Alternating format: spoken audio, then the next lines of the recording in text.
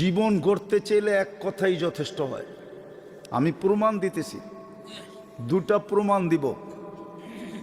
ইব্রাহিম ইবনে Adham রহমতুল্লাহ আলাই কোনো অলি ছিলেন না। ওলামা বলুক উনি একজন শাসক ছিলেন, শাসক। একটা এলাকাকে পরিচালনা করতেন, রাজা ছিলেন, রাজা। শুধু ছোট একটা কথায় ওনার জীবন চেঞ্জ। আল্লাহওয়ালাদের প্রথম সারিতে যাদের নাম, ইব্রাহিম ইবনে আদহাম রহমতুল্লাহ আলাইহির নামটাও ওই সারিতেই। শুধু ছোট একটা কথা। রাত্রে ঘুম ভেঙে গেছে তো তাকায় দেখতেছেন ছাদে জানি কে হাঁটতেছে, রাজপ্রাসাদের ছাদে। ওই ব্যক্তির চলার আওয়াজের কারণে ওনার ঘুম ভেঙে গেছে। তো ডাইকা ভদ্র ভাষায় জিজ্ঞাসা করছে, তুই গভীর রাত্রে আমার ছাদে কি করিস?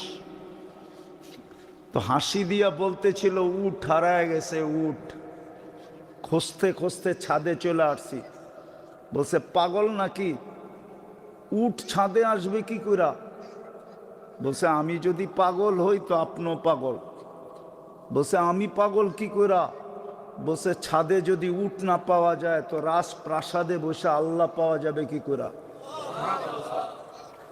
জীবন চেঞ্জ। সকালই রাজত্ব ছেড়ে দিছেন। আরেকটা দেখায়, আরেকটা হাদিস থেকে। আমি এখনো কথা শুরু করি নাই, আরেকটা দেখাইতেছি হাদিস থেকে। বনি ইসরাইলে এক বদমাস ছিল, কিফিল নাম ছিল, কিফিল। গুনার পিছনে প্রতি রাত্রে খরচ করতেন বর্তমান টাকায় 70 থেকে 80 লক্ষ টাকা। আল্লাহকে টাকার পাহাড় দিছিলেন। ওই যুগে সোনার টাকা ছিল, সোনার রূপার টাকা।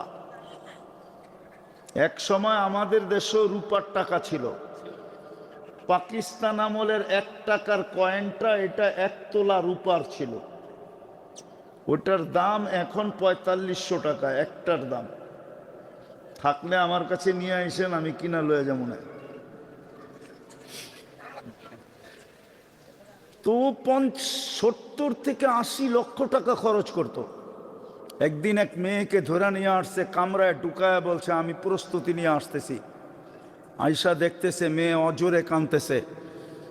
তো বলতেছিল, ওই মেয়ে কাঁদিস কেন? তোর গায়ে তো এখনো আঙ্গুলের ছোঁয়া দেই নাই, আর জোর করেও তোকে নিয়ে আসি না, টাকার বিনিময়ে নিয়ে আসছি। আর তুই সদিচ্ছায় আমার হাতে ধরছিস, আমি তোকে খুঁজেও বাহির করি নাই। তো মেয়ে বলতেছিল, শোন কিফিল, আমি বাজারি মেয়ে না, এটা আমার পেশা না। বিপদের কারণে আমি তোর হাতে ধরা দিতে বাধ্য হয়েছি, কিন্তু কাঁদি কেন জানিস? এই জন্য কাঁদতেছি কে কালকে এই চেহারাটা আল্লাহকে কি করে দেখাবো। যদি তুই দাগ লাগায় দিলি তাইলে কালকে এই চেহারাটা আল্লাহকে কি করে দেখাবো। তীর মারলেও মনে হয় কিফিলের দিলে এত জোরে লাগতো না। এতটুক কথা এত জোরে লাগছে যে একটা চিৎকার দিছে আর মাটিতে পড়া গেছে। আর বলছে, বোন, তোর গায়ে আমি আঙ্গুলের ছোঁয়া দিব না, টাকা তোকে দেয়া দিলাম, কিন্তু একটা অনুরোধ করব যদি তুই রাখিস। বলছে, সেটা কি? বলছে, তুই হাত উঠাইয়া চোখের পানি দিয়ে আল্লাহকে বলা দে, আমি তওবা করলাম, আমার তওবাটা যেন কবুল করে। রব্বে কাবার কসম, ওই রাত্রি কিফিলের মৃত্যু। কিফিল দুনিয়ার থেকে ওই রাত্রেই চলে গেছে। কিন্তু সকালে ঘরের দরজায় স্বর্ণ অক্ষরে লেখা উঠছে, কদ গফার আল্লাহু লিকিফলিন। আল্লাহ ফেরেশতা দিয়া লেখা দিছে, আল্লাহ কিফিলকে মাফ করে দিছে।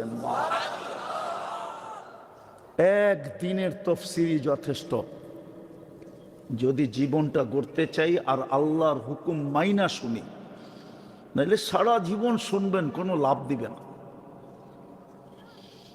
আমি সারা দুনিয়া ঘুরে বলতেছি, আমাদের দেশের মতো ওয়াজ দুনিয়ার কোনো দেশে হয় না, দুনিয়ার কোনো দেশে না। আমি 103টা দেশ এই 2 চোখে দেখা বলতেছি।